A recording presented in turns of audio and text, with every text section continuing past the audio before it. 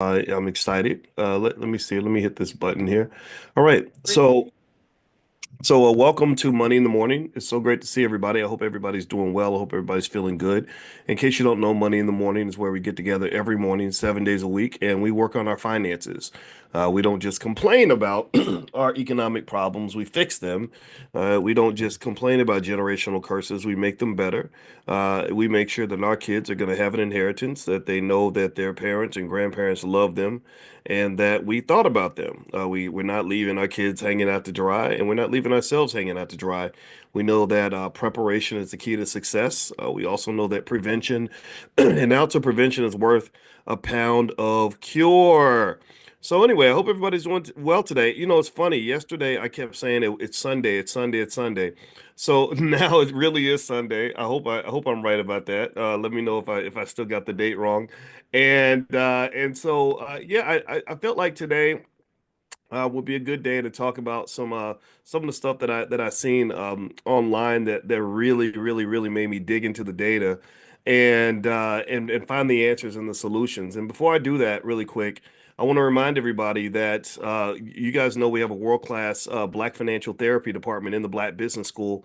It's the first ever Black financial therapy department created by scholars that we know of, and my wife is the head of that, and they meet every Sunday.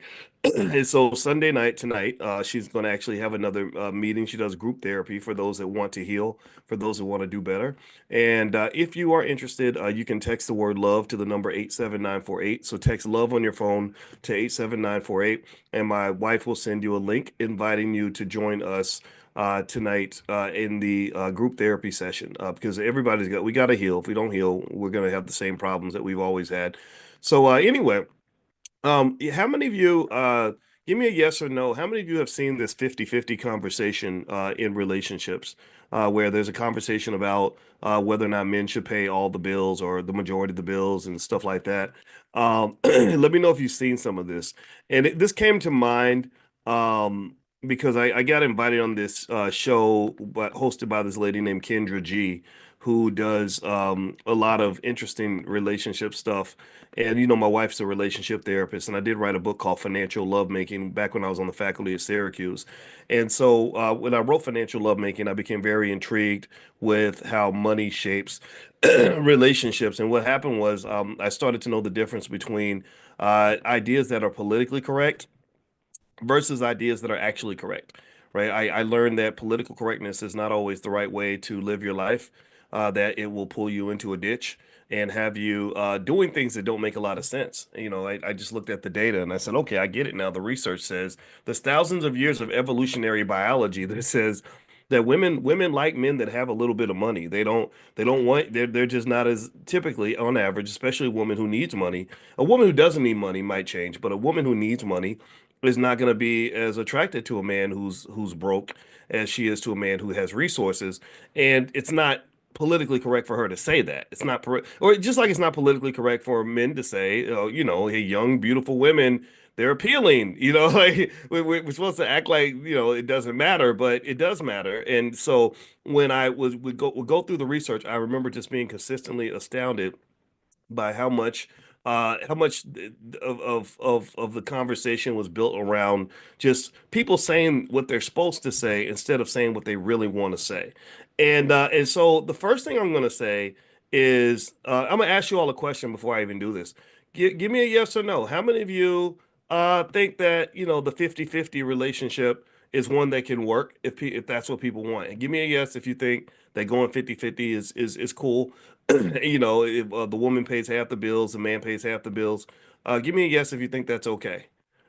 All right, so I'm looking at your answers. Okay, okay, all right. Well, you know, I'm gonna say that my first instinct is that I think it's okay too. I'm not mad about it. I think people make their own decision. But here's the thing: what I want you to consider is the research. Ooh, buddy, and what the research really says, I can summarize this part, is that it kind of says that if you do this, it goes back to a saying that we had in economics that there's no such thing as a free lunch. That basically you think that you're getting the same thing. It's like if I go to Walmart, I bought a watch at Walmart, and I thought that, and the watch looked just like a watch I saw in an expensive jewelry store. And here I was, tempted to think, well, gosh, I got this Walmart watch that's just the same as the watch that was $5,000 in the expensive jewelry store.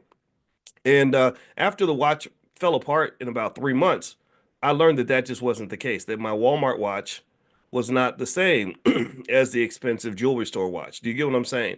Right?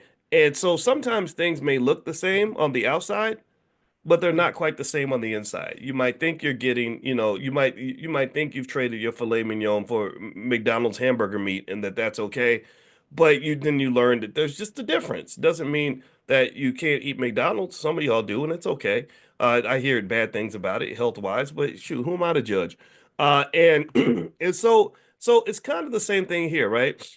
And what I've concluded from the research, and I'm gonna read some of this data back to you, but I'd like to summarize it is while women in the surveys, women will say 50-50 doesn't matter to them. And sometimes they might say it because it's politically incorrect to tell the truth. And some of them may say it because that's what they truly believe. They truly believe, hey, you know what? Hey, if a man doesn't, if he's broke, then that's okay with me. I'm not bothered by that. And I'm going to challenge that a little bit and say, I think that there might be a little bit more to it, and maybe more to it that you might not be willing to admit. So rather than me yapping on about it, let me just pull out the data here. It was really, really interesting to research this. And I told you I became intrigued with this when I wrote Financial Lovemaking when I was on the faculty of Syracuse. You can have the book for free, by the way. Just go to boyceandalicia.com and there's a free e-copy there. You can have the e-copy for free, or you can buy it at drboycebooks.com if you want a copy like sent to your house.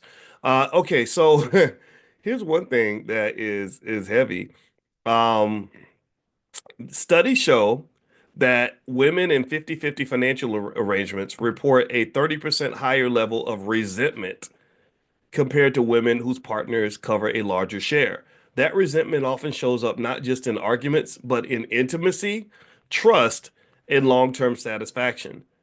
So as politically incorrect as it may be, and this is according to a study at Cornell University, by the way, as politically incorrect as it may be to say, um, there appears to be something latent. There's something hidden. A latent variable in economics or in statistics is basically it's something that has an impact, but you don't see it, right? Like a ghost or like a spirit. It's like there's something beneath the surface that you're not talking about, or maybe you don't even know it's there that's really impacting the outcomes and you just don't know what that is, and that happens a lot, right? What I think is there's this latent variable that basically says that even though that a lot of women might tolerate 50-50 and choose 50-50 maybe because they love the man and they want to be flexible, but the studies seem to show that they're just not happy with that. I don't know how many of y'all think that that makes sense. How many of y'all think that do you think that that's nonsense, or do you think it's dollars and cents? Do you think it's real? Maybe it's almost like if you ask a man, like, well, do you care if your girlfriend has sex with you or not? And he might say, no, sex is not that important to me. That's not the most important thing in my relationship, right? But then she says, okay, well, I'm gonna go celibate. And then he's like, okay, sure, no problem. And then next thing you know, they're fighting over fried chicken and like why did you shut the door so fast? I hate when you shut the door so fast. You shut the door, but I always shut the door like this. No, you don't. You shut the door. You be slamming the door, girl, woman. What's wrong with you? Right? Remember that movie? I think I Love My Wife with Chris Rock, where he wanted to cheat, but he didn't want to admit he wanted to cheat. He wanted to go see that other girl. So he came home and he started fighting with her over chicken. And he was like, chicken? Every day, all you do is make chicken. I'm gonna grow feathers and start clucking. I want some duck. Right. So, but he wasn't really the chicken. It wasn't the chicken. It was bigger than the chicken. Right. You might think you fighting over the chicken, but really, you're fighting over the fact that his penis may be too small, right? Or you think you're fighting over the way she shut the door, but really, you're upset because this relationship is expensive or whatever, right? My father used to jokingly say that then he was married 50 years, so I think that gives him some kind of credential in this. I mean, most people can't do that. And he said he believes that all arguments stem back to three things: money, sex, or kids.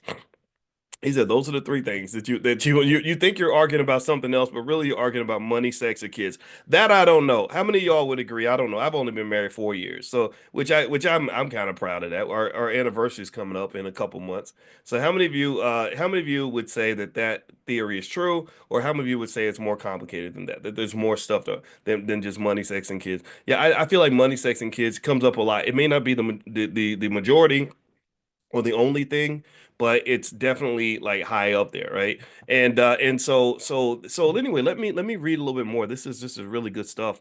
And I think it's and let me tell you why this matters. We've talked about this, right? In terms of how relationship success links to economic success. Let me give you some interesting stats about millennials and people under the age of 40. If you're under 40, they're struggling. They're really having a hard time figuring things out because they've been listening to white people for too long. That's my theory. That's my cynical theory. You don't need to stop listening to white folks. Start listening to your grandpa. Listen to your grandmother. Like they can give you some good advice. Y'all are trying to integrate and you black. You still gonna be black whether you just cause you got the DEI job. That don't mean you ain't black no more. And so here's what it says about millennials and Gen Z. Number one, even though the divorce rate is um, around 40 to 50% generally, here's what's happening with Gen Z and millennials. They are not getting married. Their rate of marriage has dropped by nearly 30% since 1990. So people, rather than getting married and getting divorced, they're just not getting married at all. So, and that's fine. That's no, I mean, it's people's choice, right? But they're choosing to just navigate life solo. So you'll have 37-year-olds who still operate as if they're 27-year-olds. And like I met a new guy, I met a new girl, and we're gonna date a year, and then we're gonna meet another guy next year, another girl next year. And that's interesting. I'm curious to see how that plays out because 25 years from now, when you're 72 years old, you're not going to be going on a date every other week. You're not going to feel like having sex every other day. You're going to be tired. Maybe you're going to have cancer. You'll be in the hospital. That's where I saw my parents get to that stage. But I remember my father being young and energetic and playing basketball. And now, walking is hard. You know what I mean? Like, so he ain't out chasing women. That's not of interest to him, right? So I wonder if people have prepared, if they're investing in their lives to prepare for the next stage of life, or if they're living this current stage as if that's all that there is, right? I live as a 35-year-old because I think I'm gonna be 35 forever. And I forget that no, I'm gonna be 45, then 55, then 65. And so optimization, which we talked about a lot of mathematics, optimization of your life really comes down to making investments that optimize multiple parts of your life, not just the current. Delayed gratification is an important concept in investing, and it's an important concept when you talk about investing in your life.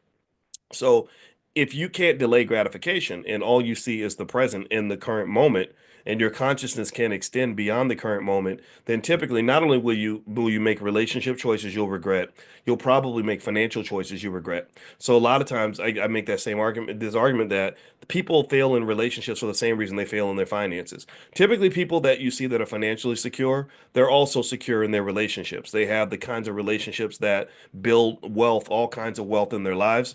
People that are not doing well in the relationship category are typically not doing well in the financial category because those two are heavily connected. It's not always perfectly correlated, though. It's not perfectly correlated. For example, I know that I remember when I was a single man, things were cheaper. It was cheaper to buy things as a single man because you go to McDonald's and instead of it costing you, $25 to eat because you're feeding a woman and a child, it would cost like $10 because you're just feeding yourself.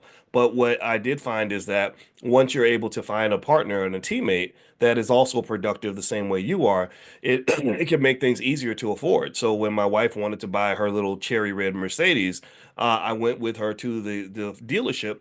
And I know that, I'm not a poor man, and I know that there would be plenty of women that would love to go to the Mercedes dealership with me, and I'd be the one writing the checks. I went there and I didn't do anything. I didn't talk to the dealer. I didn't pull out my wallet. I didn't have to sign anything. She did everything on her own. She paid for every single piece of that. And I was watching college football the whole time. And literally just being the supportive partner. And I said, this is amazing that I'm actually sitting here and we're gonna drive away in a Mercedes and I don't have to to do anything. That was a cool type of I was like, this is cool. Okay, so this is why some people get married to, because I think, but you have to pick the right kind of person, right? You have to kind of know what you're signing up for. So anyway, but even I didn't even know I was signing up for that. I didn't know, I'd never lived in a world where I would go do something like that, and the person wouldn't at some point ask me to contribute financially. So really, the teammate thing I think works really, really well. But the hard part is that you got to get along with your teammates. So some people, and I think that trauma plays a part in this. We just say, screw it. I'd rather do it all by myself because I can't trust anybody that much. And I think that there's a benefit in that, in the flexibility, but there's a challenge in when you run into a problem. Like if your primary income source gets killed, you're there by yourself and you're stuck and you're struggling. I have a friend who runs a, actually, she's not a friend, she's a distant cousin, and she runs a cancer treatment center or like a house for black women, single black women who get cancer, like over the age of 50. And because they don't have anybody there to kind of help. And sometimes it's no fault of their own. I'm not blaming anyone, but it's I think about when my mother went through her cancer, it really helped that my father was right there with her the whole entire time. So, but there's a trade-off though. You got to put up with people, and that's kind of a hard thing to do if you haven't sort of worked on on harnessing those skills. Now, here's another study. The Pew Research report says that only 53% of adults are currently married. This compares to 72% in 1960. So people are doing things alone and by themselves. I heard someone describe that they believe that that was a financial psyop on the American people. They believe that convincing people to be single for families to break up might have been a psyop. Now, I don't know. This is a conspiracy theory, but there is an argument to be made that the economy does better when everybody's scrambling by themselves. Because if you are single, you're more likely to have to go to work than if you are married to someone who makes enough money to take care of both of you, right? Where one of you can stay home with the kids. So they don't want the wife staying home with the kids. They want the wife in the factory. They want the wife in the office with the husband. They want everybody coming into the office because that makes the economy stronger and more productive. Also, you're spending more money. The biggest driver of economic activity in America, write this down. The biggest driver of economic activity in America, it's not the banks, it's not the government, it's not the Fed, it's the consumer. The consumer is the biggest driver of the economy. The GDP in America is super high because America has done an expert job of training people to spend, spend, spend, spend, spend, spend, spend, spend, spend. In 2006, I did a research stint with the Center for European Economic Research in Mannheim, Germany. I went to Germany for 6 weeks, and I had German colleagues the entire time. We were doing research on all kinds of stuff. And one of my colleagues came in, I'll never forget, and he said he showed me data. He literally came in and said, what's wrong with you Americans?" And I said, "Well, I don't know. What's wrong with you Germans?" Like I was like, "What? I don't know. What are you talking about?" And he said, "Well, I was looking at Z data, and Z data says that in Germany." He said, "We make less money than you do. We pay more in taxes than you do, but we save 5 times more money than you do." How crazy is that? How crazy is that? See, a lot of people say they can't save because they don't make enough money. No, you don't. You might make you probably make enough money. You probably just have a financial addiction that has been pressed upon you. Think about this. They make less money than us. They pay more in taxes than we do. That's a double whammy. You're making less money and you're paying more taxes and you're saving 5 times more than Americans. Do you get what I'm saying? I need to sit on that point for a minute because I need y'all to hear this. Do you understand that that's an issue? How many of y'all understand that that's a problem? So Americans are addicted to spending money. We're addicted to consumption. That's what they call it, consumption. And so when you spend that, it makes me dissect and go back and reverse engineer everything that they do with you from the time that you're born, from the time that you're a little kid, especially when you're black. All you're trained to do is spend your money. You go make your money and then you go blow it. Just got paid Friday night. And you at the club already spending half of your paycheck, right? They got music around there, right? Right? Remember that song? I'm riding around and I'm getting it. I'm riding around and I'm getting it. I'm riding around and I'm getting it. It's mine, I spend it. It's mine, I spend it. Y'all remember that song? That was, I think that song was 2 Chainz. Is that right? Was it 2 Chainz? I don't remember. But anyway, so they indoctrinate that into your freaking music. They teach you. You got rappers. They don't. You don't never see rappers saying, Well, I'm conservative with my money. I save and invest my money. I'm riding around and I'm saving it. I'm riding around and I'm investing it. I'm riding around and I'm building it. It's mine. I keep it. It's mine. I keep it. You make it sound like that, they're gonna call you a simp. They're gonna call you a square. They're gonna call you a dummy. Well, no, no, dummy. You're the dummy when you run around bragging about how much money you have given away to other people. When you talk about the fact that your baby ain't got no trust fund, ain't got no financial security, ain't got no generational wealth because you're so stupid that you're just throwing your money up in the club, putting it in a stripper's butthole because you somehow want to impress other dudes who are as dumb as you. That's insanity. That don't make no damn sense. That's absolutely crazy. And women, y'all spend money too, so don't think that y'all off the hook either. You know what I'm talking about. This is a stupid culture, but it's not their fault that they're stupid. It's not their fault that they're stupid, right? Stupid people, sometimes they don't know that they're stupid, and it's not their fault that they're stupid. You got to be trained to be stupid. So they were trained, smart people train stupid people to be as stupid as possible. And I'm not trying to be mean. I maybe it's mean Sunday. I don't, but sometimes I get tired of. I ain't gonna lie. Sometimes I'm just like, this is just dumb. Like I'm not following this. This is not black. You telling me this is black culture, that being broke is black culture, that giving your money away is black culture, that leaving your kids hanging out to dry is black culture? That's insanity to me. That makes zero sense whatsoever. So anyway, but that's the thing though. They don't just do it to black Americans, so they do it to everybody. But we just really get hit hard with it. We get hit hard. Like the worst things that they can market, they market those things to us, right? Like they just like ain't nobody protecting this community. Their politicians don't give a damn about them. The Congressional Black Caucus ain't gave a damn about black people ever, right? And so we can come in here and we can literally financially rape the hell out of these people, and ain't nobody gonna say a word. We're gonna set up. In fact, and then we're gonna let the immigrants come and set up little shops in every black neighborhood and suck money out of the community. And anybody who speaks up about it and says we need to be black first and protect our own, then we're gonna call them radical and a hotepper. And I get called things like that. People make fun. Like, well, you're radical. I'm like, what do you mean? I'm radical for doing the same damn thing that you're doing? Right? See that's nonsense. That's another piece of the psyop. They get you looking at black people. You will be stunned at how many mainstream Negroes are scared of people like me. They are afraid of people. Well, I can't associate with Boyce Watkins because he's why not? Why not? I was a college professor at Syracuse. I'm a law-abiding citizen. I'm a good man. I try to be a good man who loves his wife and loves his family. What makes me dangerous in your mind? What makes me dangerous? Is it because I'm not signing up for the dumb for the stupid stuff? No, I'm not signing up for any of that stuff. And the idea that you are afraid to talk to independent-minded black people, those who want to build our own businesses, those that want to build our families, those that want to build our institutions, tells me that you've probably been infected with a mental illness. That mental illness is deep. Now, I don't care. I mean, I'm not gonna get mad. I mean, I don't need any more friends. I got plenty of friends. But the idea that somehow that this is scary for you is very scary to me. It's like, well, what feels safe for you? Oh, I know what feels safe for you.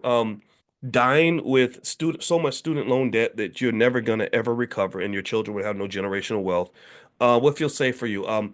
Working with white people who disrespect you, mistreat you, and put you under so much stress that you drink yourself to sleep every night. Um, maybe it feels comfortable for you to be in consistent financial insecurity to the point where you have night sweats and you're scared to death of losing your black job. Is that what feels safe for you? Is that what feels good to you? Because if that's what feels good to you, then you probably have Stockholm syndrome. You do. You do. It's Stockholm. I get it. I used to have that too. I just cured myself when I was about 35 years old. So at the end of the day, when you're talking about, security, economic success, and everything else, if you don't have the courage to think outside the box, then you will be locked in the box. The box will be a lock box, and it's a lock box for your mind, not just your body, and a lock box for your finances. You won't have anything to give your little daughter because they're gonna take every nickel out of your pocket because they got a whole damn system built. See, when people talk about systematic racism, they get it caught up in the symbolism. Oh, he called me the N-word. I don't care what he called me. The systematic racism is how the system is wired and designed to take everything you've got. The systematic racism is how the system is built to work you to an early grave and make sure they take every nickel out of your pocket before they do that. The systematic racism is how the grocery store will sell you donuts, fatty, sugary donuts. They'll call them Negro donuts or something, or hip hop donuts, and you will eat the fatty, sugary donuts in the front of the store, and then they'll sell you your black butt diabetes medication in the back of the store.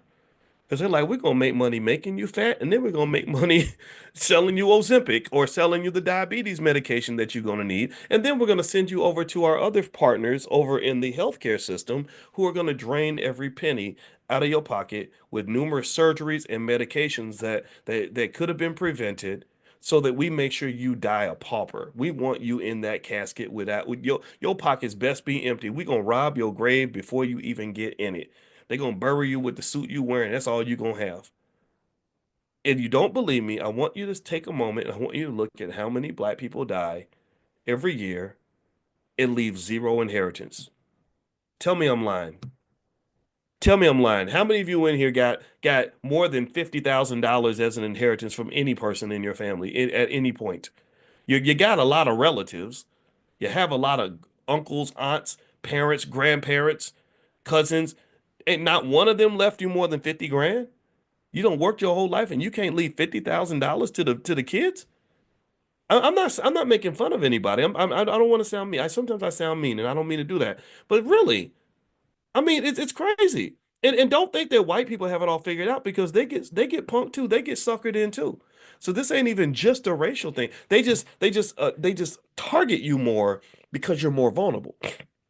They target you more because you don't have any protection. You don't have any political support. Your politicians, they look like you, but they're being paid by somebody else and they work for the person that pays them.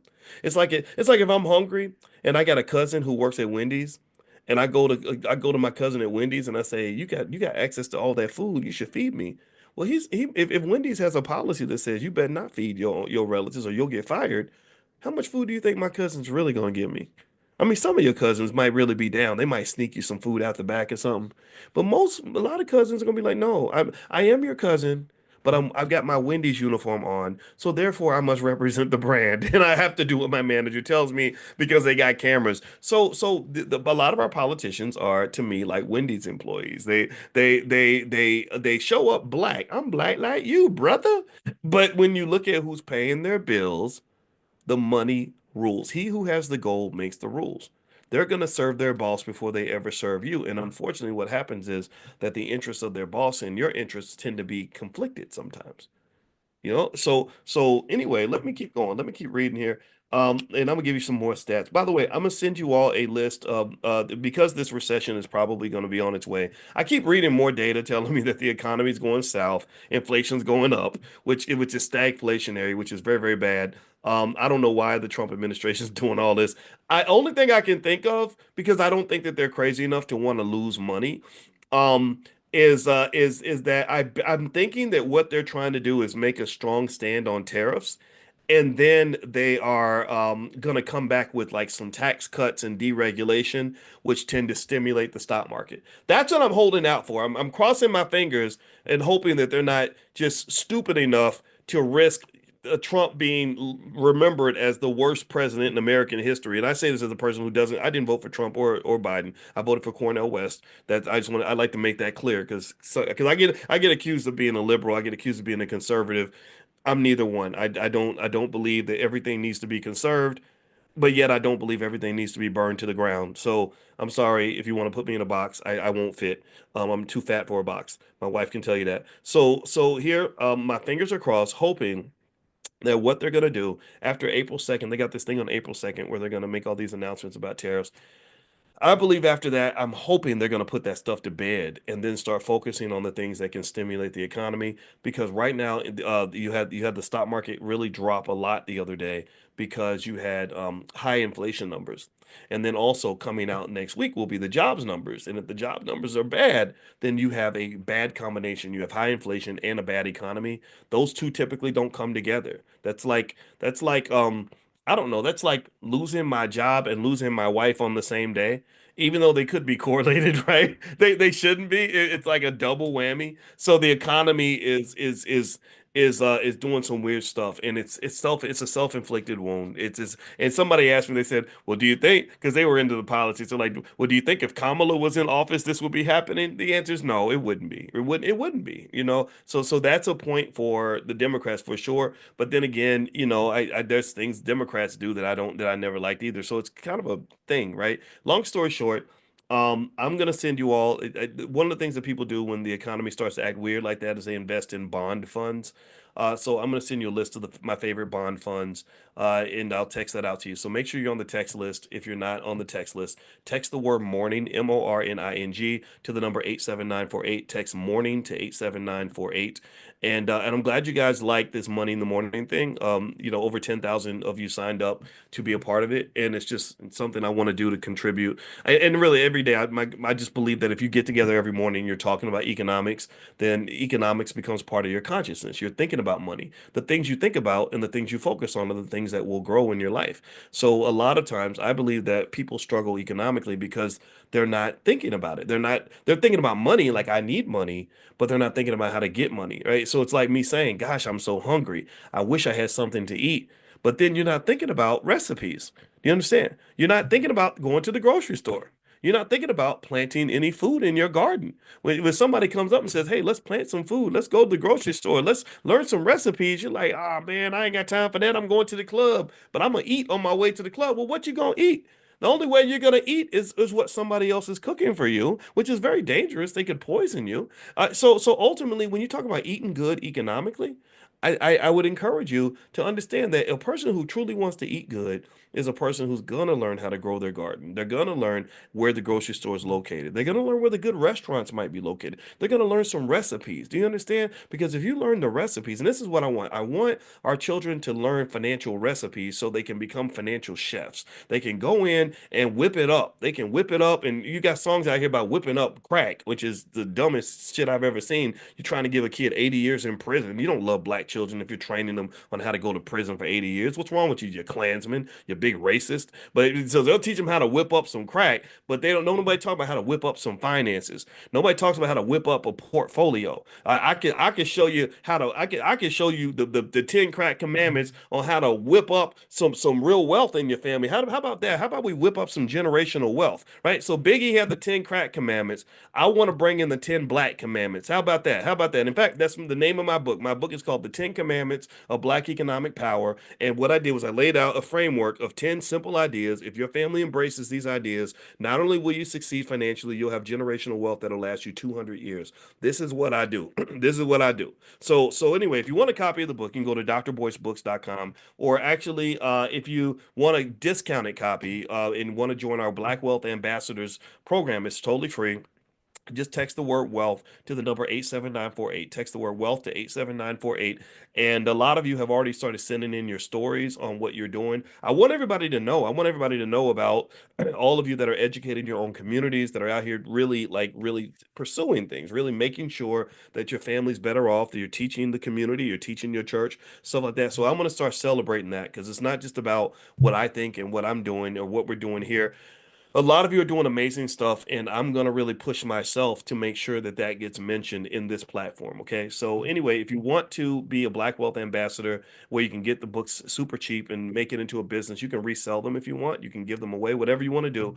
Text the word wealth to the number 87948. So, text wealth to 87948. So, let me give you a couple more stats on this 50-50 thing and why 50-50 is just a bad idea. Most of the data pretty much says it's a bad idea. So check this out. 71% of millennials and Gen Z couples say that money is a significant source of relationship stress, making it the number one cause of conflict, which beats out sex, communication, and even infidelity. Even infidelity, it's crazy. It's almost like some people think, I guess, feel like if you have enough money, cheating is not as bad as it is if you're broke. I don't know. I don't know. You have to tell me. Is it better to be cheated on by a rich person or a broke person, or is it all the same? But anyway, this is according to Fidelity Investments. Also, 63% of divorces among couples 25 to 44 list financial stress as a major contributing factor. Also, Check this out. Over 50% of young couples who try to split expenses equally report hidden resentment or feeling financially burdened, especially when incomes are not truly equal, leading to dissatisfaction and higher breakup rates. So, this was a love and money survey that was done by YouGov and Credit Karma in 2020. So, let's read this again. I want us to really process this. It says over 50% of young people, so 50%, half of young people who try to split expenses equally. The ones who try, they're like, oh, 50-50. Okay, I do 50-50. They they report hidden resentment. So I'm pissed off and I'm not going to tell you. I'm going to act like I'm happy, but I'm not. Or feeling financially burdened, right? This is a burden for me. And they said, especially when incomes are not truly equal. So when you're the rich guy or the rich woman and you're trying to protect your money, so you want to go 50-50. Um, I go along with that because maybe it's not politically correct for me to say anything, or maybe if I do say something, you might accuse me of being a gold digger, or I might lose the relationship. But I have this hidden resentment towards you. Hidden resentment is a very dangerous thing, like because it bubbles beneath the surface, and what happens is it comes out in other ways. Like for example, there are like for example, I'm gonna tell you this. I'll tell you the honest to God truth.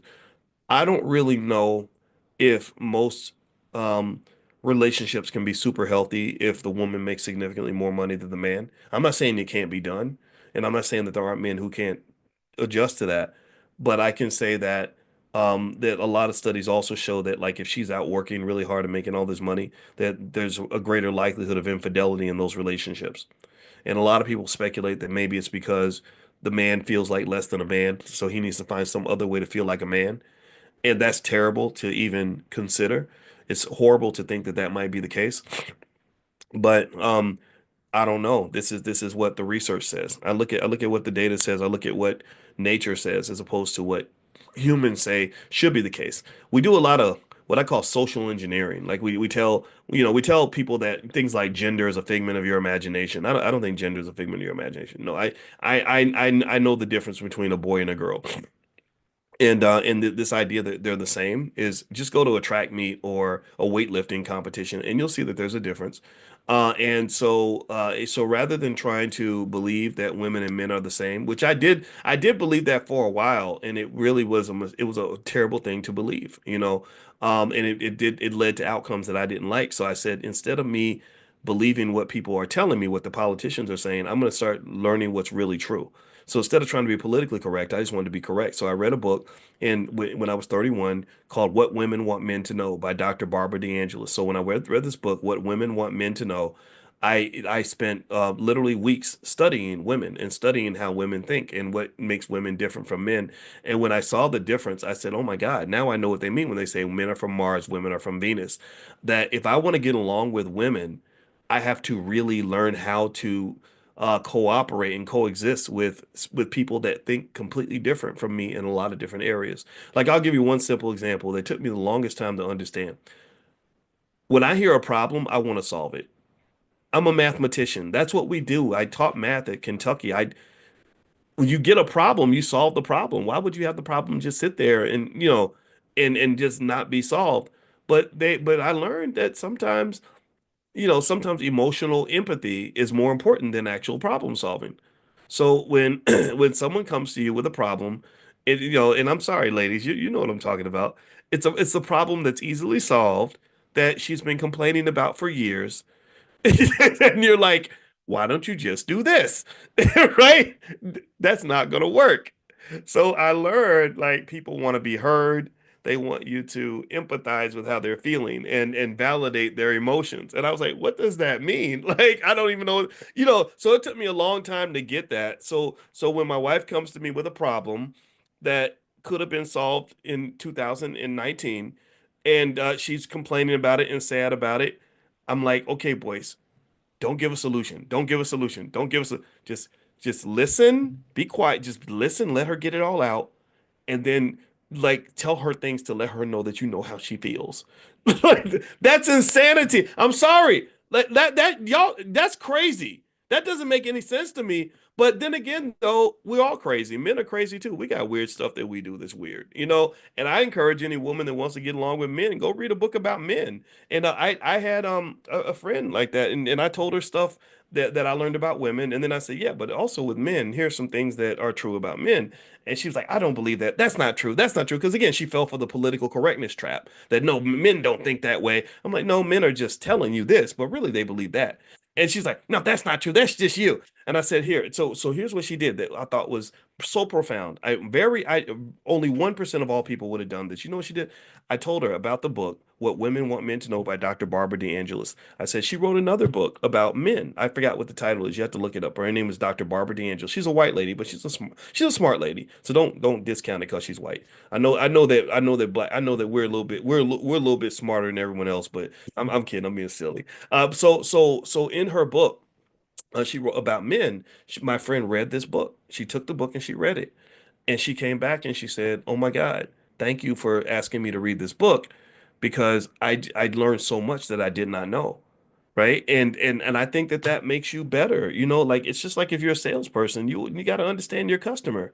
You know, like why wouldn't you? Why would you? You can't. The worst way to sell a product, like so, it's because in dating, that's what you're doing. You're in a market. You're selling something. You're selling yourself, right? You're looking for partnerships. You're looking for somebody that wants to be with you, right? As an economist, I see dating as a market, just like you have a market for stocks and bonds. Just like you have a grocery store as a market, you have a market for automobiles. Dating is a market. There's supply and demand. You can put prices on things if you want to, even though it's hard, right? Because you get the high value this and high value that. No, that's not true. But we know that maybe if a man has $10 million in the bank, he has a little bit more value in certain spaces than a man who has $10 in the bank. Not to say he can't have value in other ways, but his financial value is certainly lower, right? His other value might be there. He might have some other things going on, and he's still a worthy human being. But the ladies are going to look at the guy with 10 million a little bit differently from the way they look at the guy with $10. That's just reality. Stop trying to be politically correct. Stop trying to be nice. Be honest with yourself. So in any market, you're making trades. You're making a sale. You're offering something, and you tend to get the best offer if you put your best foot forward. Like when I'm looking for a job, I don't show up to the job interview stinking, unprepared, half asleep, 10 minutes late, talking crazy. If I do that, am I going to get the job? Am I going to get the job over the person who's prepared? Yes or no? If I show up disrespecting the boss, not really, not present, not, just nothing on my resume, I'm not going to get the damn job. So I don't understand why people don't understand this about every other area of life. When you talk about relationships, when I picked my wife, I wanted the job. So so I put my best foot forward. I was on my best behavior. I showed her what kind of man I could be because I know she had options. She knew I had options.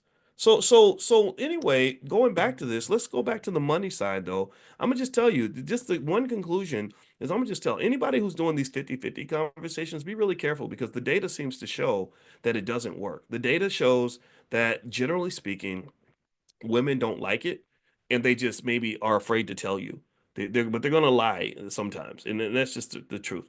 So let me see here. Let me find. Uh, Okay, one other thing too is that according to the National Marriage Project, couples that cohabitate, that live together unmarried, are twice as likely to break up in 5 years compared to married couples. And that makes sense because there's less frictions to break up, right? You can just pack your stuff on a Tuesday and walk out. Whereas with marriage, you're like, gotta go down and get a lawyer. I gotta go fill out the papers. I gotta figure out who's gonna get the couch and the house and the dog and right. So what one thing marriage does is it keeps relationships and units together because it makes it harder for you to break up. It creates that they call that a market friction. Um, Let me see here. Here's some more research stuff. Okay, I mentioned earlier Cornell University study that says women in 50-50 relationships have 30% more resentment than women whose partners pay more. And the resentment often leads to emotional disconnection and higher relationship dissatisfaction. The Pew Research Center found that in relationships where men contribute the majority financially, so this is where the men are the major contributors, women report higher relationship satisfaction, stronger conflict resolution, and greater feelings of security and appreciation. This is this paper research paper is called Modern Marriage and Money. So let's pay attention. So in relationships where men are paying the majority of the money, women are more satisfied. They're more likely to resolve conflicts with you instead of just being mad at you and fighting with you over every little thing. And they also feel more secure and appreciated. What do you think, ladies? Answer in the chat. Do you think that that makes sense, or do you think that that's just nonsense? You think that this is just, fake news, and I'm just making things up, and because I'm secretly a Trump supporter, or I secretly love Kamala Harris, or I don't know. Like, what do you think? Do you think that this is accurate? Okay. Because I think I would almost say that I noticed a long time ago that it almost seemed like there was like they call it dimorphism in mating. I don't know if you know this, but most species can be broken into two major categories. There's this guy named Professor Ken Sapolsky at Stanford who used to do these amazing research talks about human beings and how they mate, but he didn't talk about humans. He would talk about animals all throughout the animal kingdom. And he said that in a lot of species, you have two major categories. You have what they call dimorphism, or another category. I forgot what it is. Not pair bonded, but where it's not. So dimorphism is where the males are like bigger than the females. That's what dimorphism is. And then I forgot what the opposite of dimorphism is, but it's where you're kind of equal. You're kind of the same. You kind of, like the male and the female about the same height. And he said that in the dimorphic relationships, the mating practices are just different. Like he said something crazy like 5% of the males, might produce 95% of the babies. Like, so you got babies mamas like everywhere, because they want to mate with the alpha male, and the relationships don't last as long. I think he might have called them pair bonded. Whereas the other types of groups, they form almost like marriages. Like the male and the female stick together. They share in the raising of the children, stuff like that. I got to go look it up again because it was really fascinating stuff.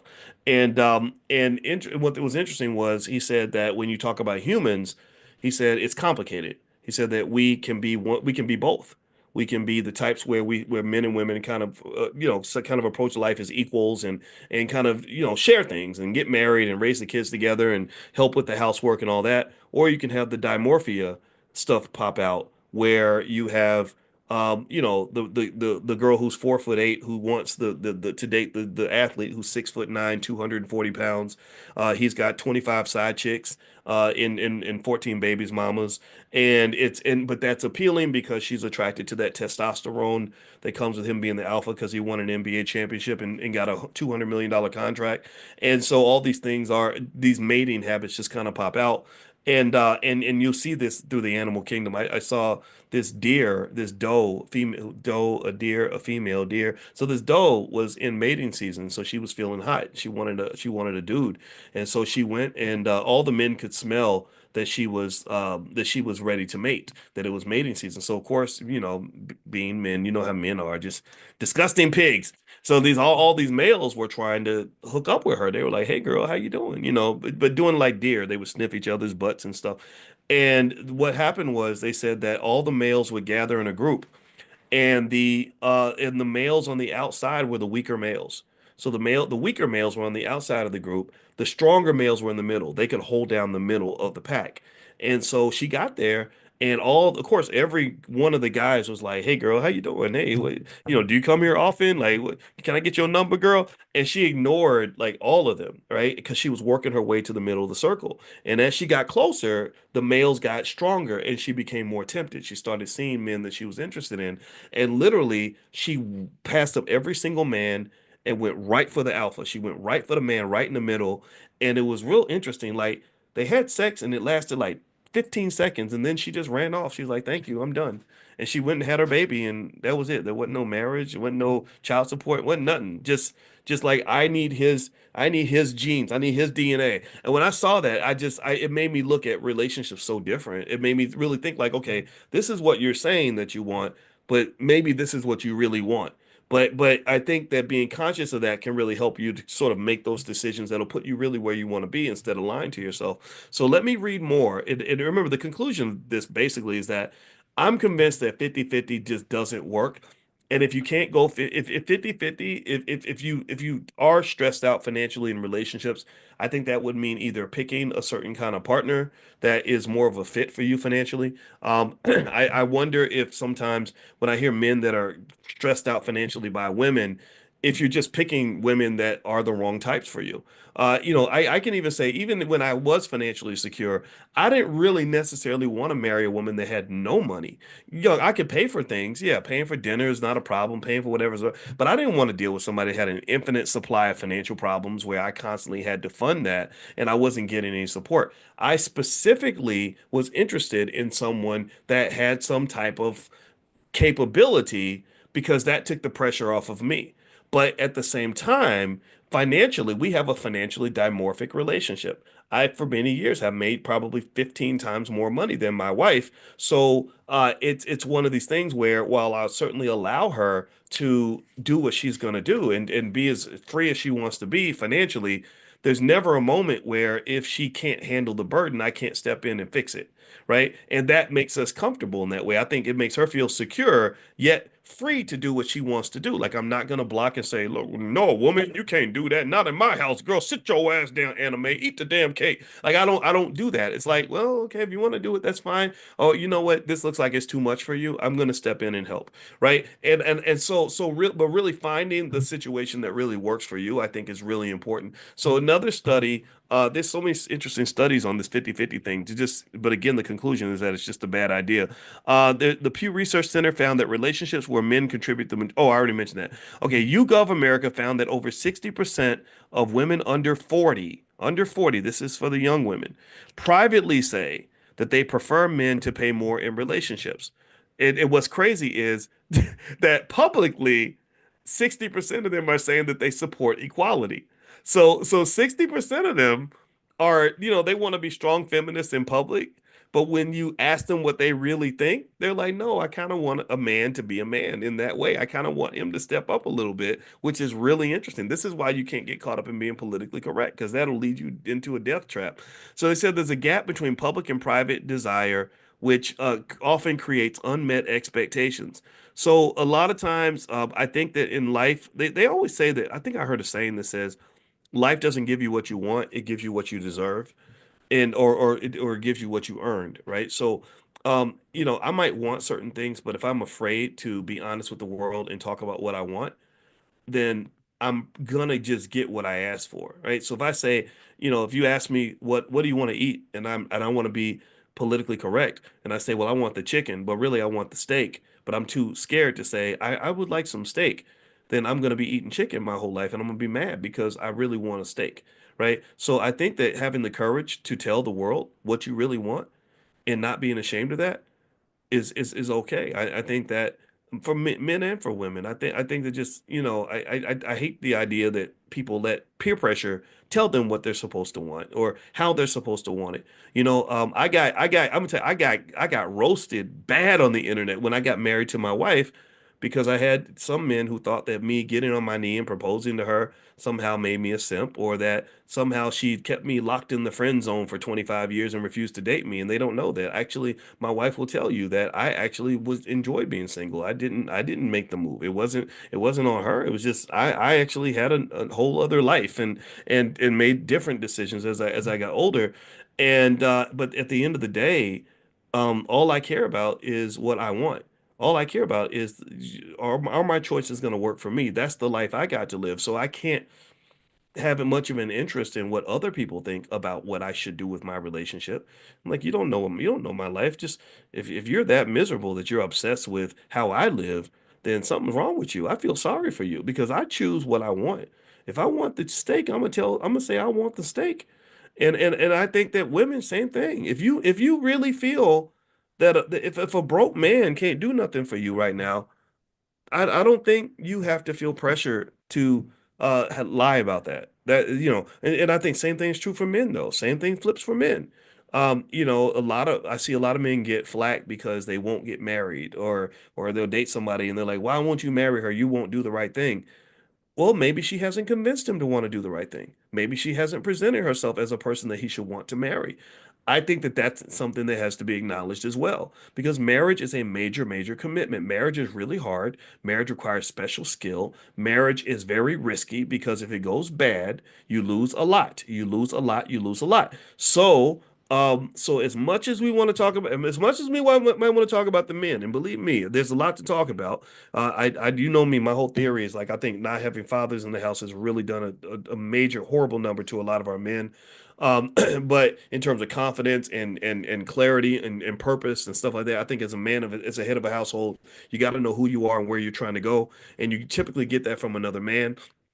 But we can also talk about just maybe even sacred cows like feminism. I'm not saying all feminism's bad. I think my wife is kind of a feminist, but I'm like, you can be whatever you want. But just know who I am. I'm not one who co-signs on all that stuff. I think some of that stuff does lead to misery and sadness, where people pretend to be one thing, but really deep down they're crying on the inside because they can't be who they really want to be. And let me just tell you, honest, truthful story. I'm gonna circle back to finances. I want to make sure that you know why this is an economic conversation. There was a person I knew who was related to a very prominent feminist, like really super. If I said her name, you know her name because she's written books and everything, and everybody knows her.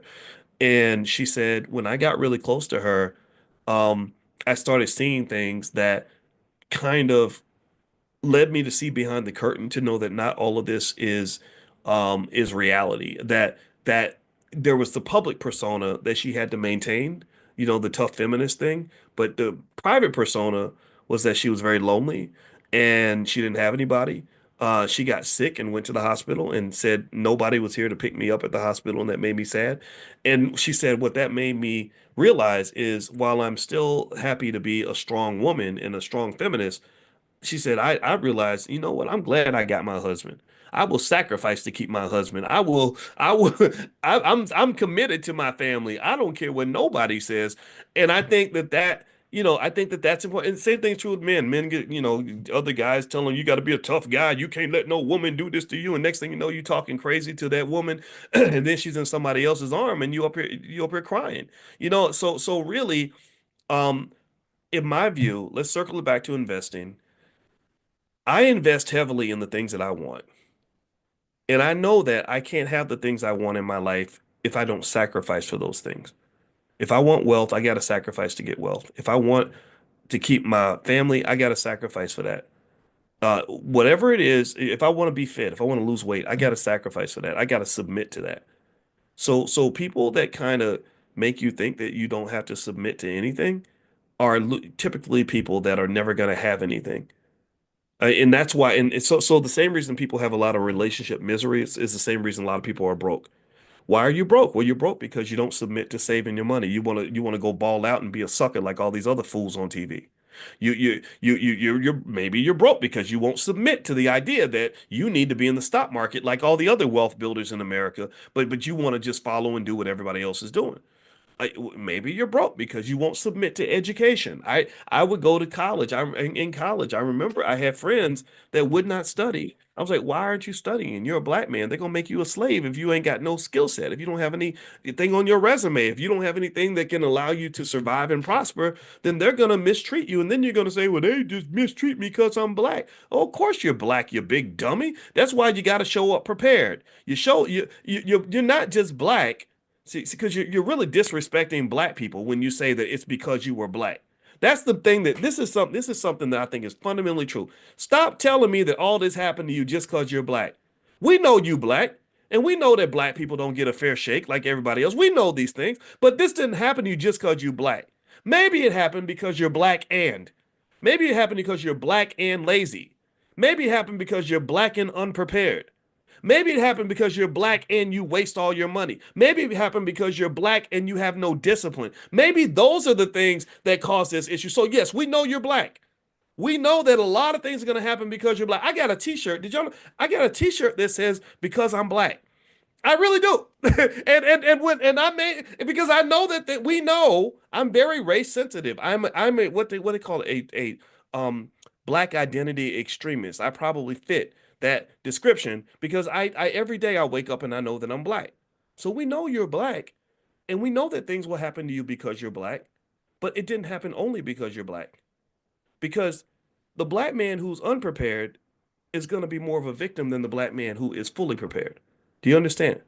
The black man who chooses education is typically going to end up in a better situation than the black man who chooses a liquor bottle. The black woman who chooses to better herself is going to be better than the black woman who chooses not to better herself. The black woman who goes to the gym and eats right is going to end up in a better situation than the black woman who eats chitlins and donuts and twerks all day, right? Like I mean, let's just keep it 100. I don't think you have to look down on anybody for this to be true.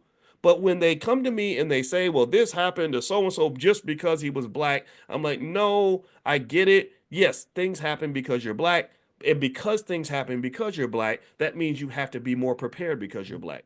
My grandma taught me this. My grandma said, because you're black, you got to be twice as good to get half as much. Because you're black, you gotta be on your P's and Q's. Because you're black, you got to have your head on a swivel. You got to watch out for the banana in the tailpipe. You got to realize these white folks don't love you. Because you're black, you got to save your money because ain't nobody gonna save you during a financial crisis. Because you're a black man, you need that black woman by your side. Because you're a black woman, you need to honor the good black men in your life and partner with them whenever you can. Because you're black, the rules are different. We know these things. We know these things, but stop telling me that all these things are going to happen to me just because I'm black. There's nothing about being black that says I have to be broke. That is not a rule written in stone. That is a rule written in bad culture. That is a rule written in a society where they mass market ridiculous, unintelligent behavior to your community. They call it hip hop music, which is probably funded by the CIA. That's what they do. They market horrible culture, and then bad things happen, and then you say this happened because I'm black. No, you're not illiterate because you're black. There's nothing in the book of blackness that says that you have to be illiterate, unprepared, unhealthy, making bad choices, seven babies, mamas, eight babies, daddies, living like a damn fool. I'm not making fun of anybody who's fallen for that track. I want to make sure you understand this. This is a sinister thing. But at the end of the day, man, uh, choice and accountability is everything. And in order for you to be free to make the choices you need to make, you got to break away from broken culture. You have to break away from limited-minded people who are going to tell you that, oh, well, you must think you better than everybody. You must think you white. And believe me, take it from a guy who gets roasted all the time. That goofy NBA player, Kwame Brown. Do you remember him? He played, poor guy. He played with Michael Jordan. I think Michael Jordan beat him up for a long time or something. And he did 12 videos about me, and he kept saying I'm uppity because I talk to intelligent black people. And I'm like, why would you want black people to be stupid? Why do you not want black people to be intelligent? What makes you think that black people are incapable of being intelligent? I don't even I was confused. I was like, why first of all, I don't know this man, ain't never met this man. This man, he talked about my wife, he talked all this stuff he didn't know nothing about. But it was really funny to me. I was like, wow, you really don't think highly of yourself.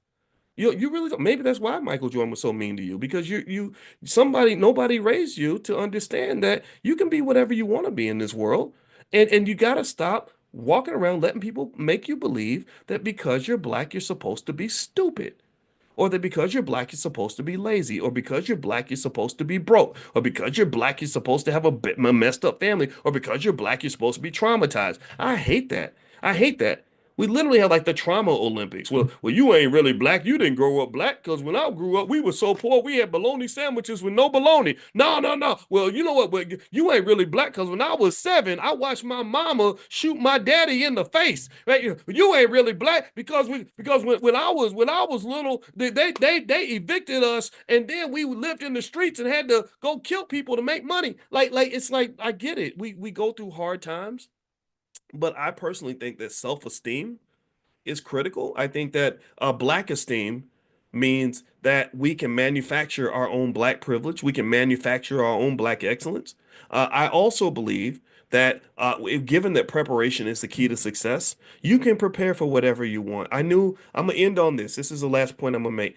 I knew this genius of a black woman who was actually my wife's aunt, and she was a mathematical genius, and she was a wonderful lady, and she passed away not too long ago. And one thing that she said that was amazing to her sons all the time, and she said, "Nothing is hard if you study. Nothing is hard if you study." And she was talking about education. She was talking about school. But what she was talking about was life. That nothing is hard if you're prepared. Nothing is hard if you're prepared. Being wealthy is not hard if you prepare. It's easy, actually, quite easy. Um, Doing well on a math test is easy if you're prepared. Having a good life is easy if you're prepared. Being healthy is easy if you're prepared. If I want to run a mile, it's easy if I'm prepared. So the question, in my view, is do we talk enough about what preparation actually looks like? Or do we only talk about reacting to the consequences of being unprepared? Right? So they come and get you, and then the white man done did it again. He done took my stuff again. Well, did you prepare? What did you do to prepare? And I'm not saying that he ain't sinister. I'm not saying he's not gonna come take your stuff every time, but who trained you to think that as a black man or black woman in a racist society that you did not have to be doubly prepared. This is why integration, y'all trying to merge with white people, has been so devastating to your community because your grandparents understood that. Your grandparents understood that nobody's saving you. They understood we have no friends. They understood that you got to get your education. They understood that you have to work hard. They understood that you got to be ready. That's what they understood. My grandmother used to talk to me about that stuff because she was a black woman raising five kids by herself on a $22,000 salary. What nobody coming to save grandma? So you sitting around whining because of what the Democrats or the Republicans didn't do or what white folks are trying to do. She would just kind of look at you strange, like, what did you think they were gonna do?